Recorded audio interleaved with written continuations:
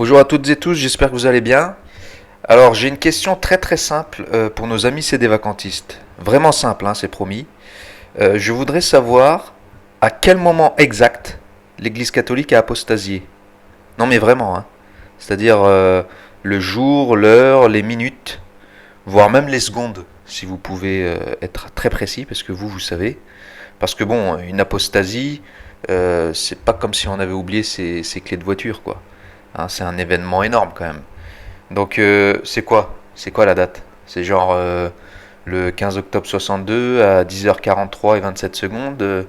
Boum, l'église est devenue moderniste à ce moment-là. Comme je disais une fois aussi, c'est peut-être arrivé pendant une pause café du concile. Voilà, à la pause café, il y a un éclair foudroyant qui a rendu tout le monde moderniste. Ou alors il y a peut-être quelqu'un qui a appuyé sur un bouton, hein, le bouton de l'apostasie. Parce que est-ce que tous les évêques ont apostasié en même temps? Est-ce qu'il y en a un qui a résisté 5 minutes de plus ou 10 minutes de plus? Et les saints de l'époque, les saints de cette époque-là, est-ce qu'ils ont apostasié aussi? Ou ils n'ont rien remarqué eux par rapport à vous? Et surtout, si l'Église peut disparaître comme ça d'un coup, bah, elle était où la promesse du Christ, comme on vous le dit si souvent, parce que il a dit que les portes de l'enfer ne prévaudront pas sur l'Église. Parce que là, ça donne l'impression que bah, il y a eu 2000 ans d'histoire, et puis un beau matin, pouf, terminé, laissez des vacantistes, on dit. Voilà, donc il y a un moment donné, il faut nous éclairer. Il faut nous éclairer.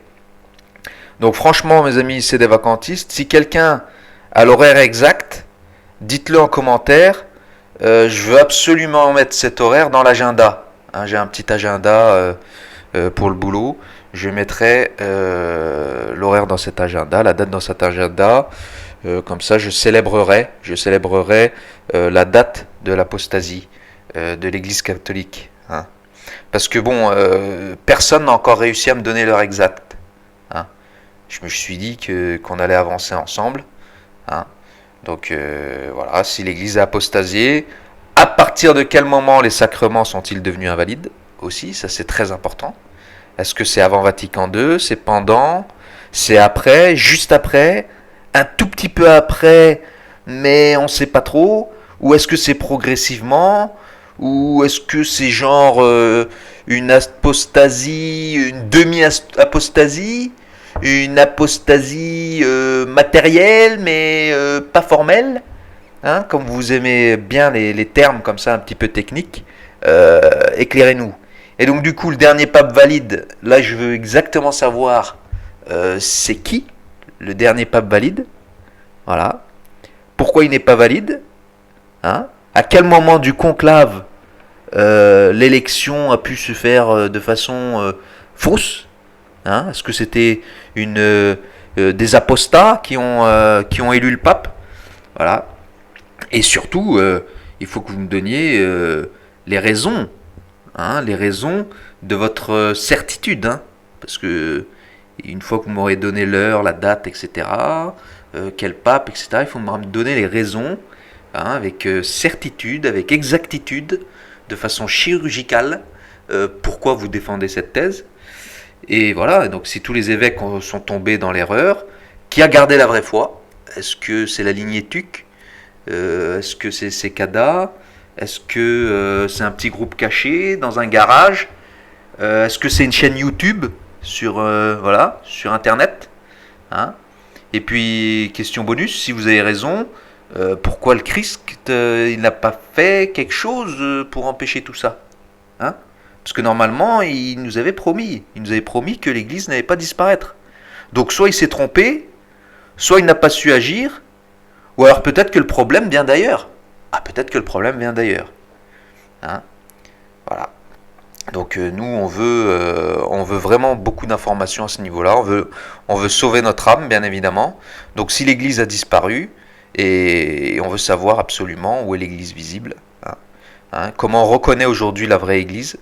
Est-ce que c'est un logo? Est-ce que c'est l'un des sites internet d'Abosi ou ses compères? Est-ce que c'est un prêtre sur TikTok? Est-ce que c'est un prêtre dans WhatsApp ou dans les réseaux sociaux? Où est-ce qu'on peut trouver tout ça? Hein, Et surtout, qui vous a donné l'autorité de juger? Qui vous a donné l'autorité de juger que l'Église sont trompées? Parce que là, on passe quand même du stade je suis catholique à je corrige 2000 ans de catholicisme. Hein, vous avez décidé de corriger 2000 ans de catholicisme à votre voilà de votre propre autorité. Donc moi je trouve que ça c'est un sacré niveau. À force de vouloir sauver l'Église comme vous faites, eh bien ce que je remarque moi concrètement, c'est que on finit parfois par s'en fabriquer une à sa taille. Hein, c'est un petit peu pharisien.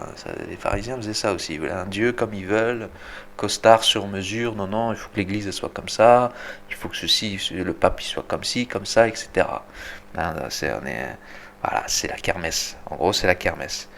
Voilà, donc moi, c'est mon opinion. Hein, bien sûr, c'est très ironique ce que je vous raconte. Mes amis, c'est des vacantistes. C'est un petit peu pour vous réveiller. Comme vos idées diaboliques voilà, viennent du diable comme son nom l'indique, le diable a horreur qu'on se moque de lui. Hein. Si vous voulez humilier le diable, racontez des blagues, moquez-vous bien de lui, il s'enfuit. Il a horreur de l'humiliation, le diable. Voilà. Donc je vous humilie pas vous, parce que parmi vous, il y a des gens de très bonne foi, il y a des gens qui sont dans un désespoir réel, il y a des gens qui font un diagnostic aussi réel, mais je veux dire par là que ce sont vos conclusions et vos solutions qui sont totalement diaboliques, pas raisonnables. Voilà mes chers amis, je vous souhaite une très très bonne semaine.